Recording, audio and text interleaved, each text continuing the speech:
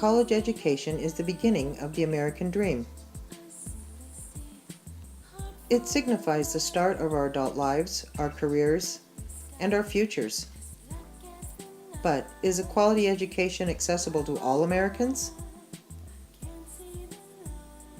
There are 10 million Americans that are hard of hearing to varying degrees, and another 1 million that are functionally deaf.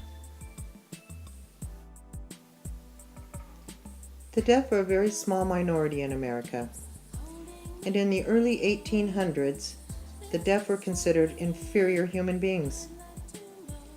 As did most American minorities, the deaf faced discrimination, segregation, and oppression. Their only education came from their own community schools. Until one fateful day, a man named Thomas Gallaudet met his neighbor's deaf daughter, Alice.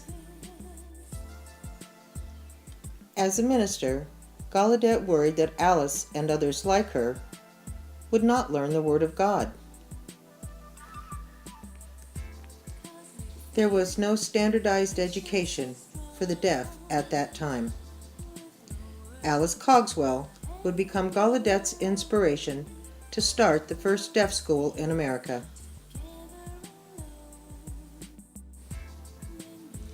Gallaudet traveled to France, where he met a man named Laurent Clerc.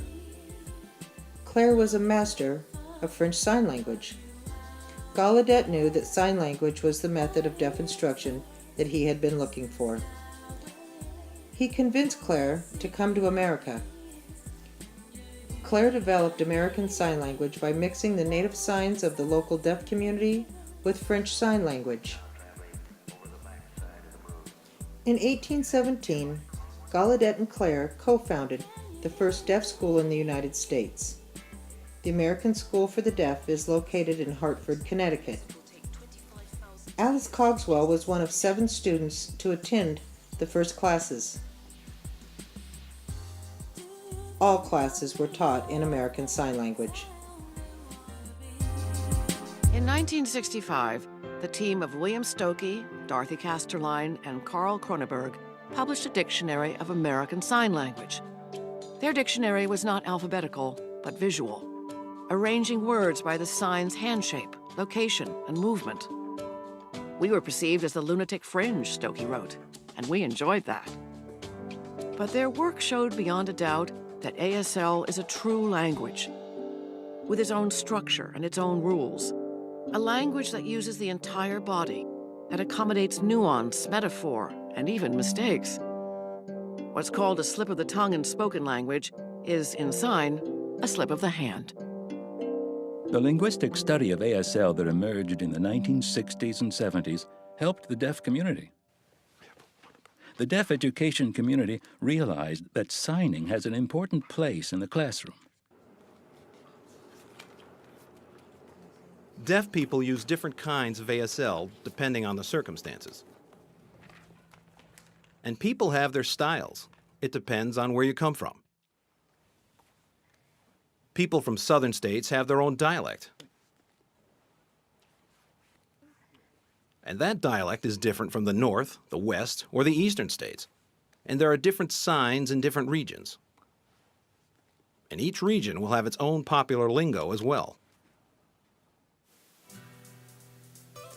With the firm foothold of American Sign Language, deaf schools started opening up throughout the country. Gallaudet University, named after Thomas Gallaudet, was founded in 1857. Located in Washington, D.C., Gallaudet University is the only deaf university in the world. One of Gallaudet's most famous graduates is Andrew Foster. In 1951, Foster was the first and only deaf African American to be admitted to Gallaudet. In 1954, he became the first deaf African American to earn his bachelor's degree. Foster was an educator and a missionary. After Foster received his master's degree, he traveled to Africa to help the deaf population there. Foster started 33 deaf schools throughout the continent. Andrew Jackson Foster is known as the father of deaf education in Africa. In 1990, the Disabilities Act was signed into law, guaranteeing equal rights to individuals with disabilities. In 2002, the No Child Left Behind bill guaranteed higher standards of education for disadvantaged individuals. In 2012, a bill was sent to Congress to have American Sign Language be recognized as a language in its own right, as well as a language for instruction. At present, the deaf community is working to pass legislation that would have American Sign Language recognized as a domestic language, not as a foreign language as it is now considered.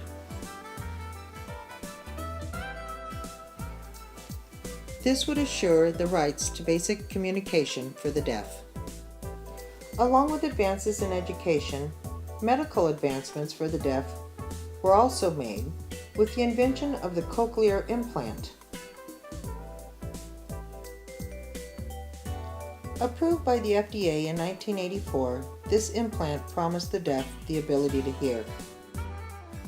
Unfortunately, America saw this as a way to fix the deaf problem.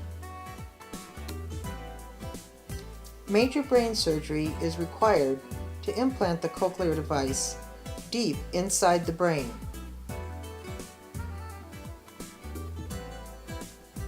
This surgery is high risk and very expensive, making it a limited opportunity for most deaf people. Nor do all deaf people want this implant. The cochlear implant also offers varied and limited results, as you can see from the following film clip.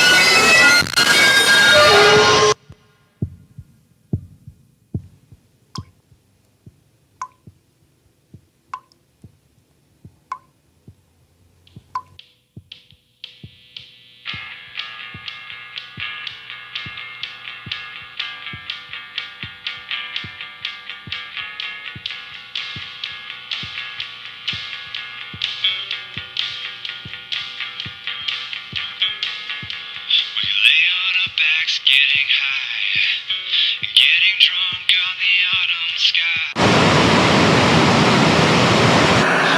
Ask me, are you okay? So that man takes my thoughts away. It's Sunday noon, I got no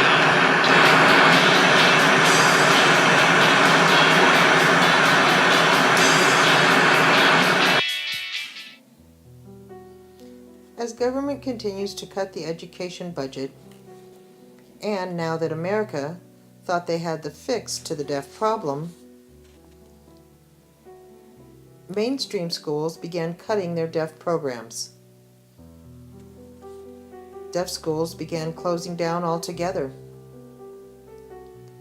Deaf students are then forced into mainstream schools. Often there are no interpreters for these deaf students. Without communication, learning is impossible. Interpreters are vital for deaf students in mainstream schools. Once again, the battle for equal rights to education continues. The deaf can and do play a vital role in our society. The deaf work and contribute in virtually all fields. With an education, opportunities are limitless.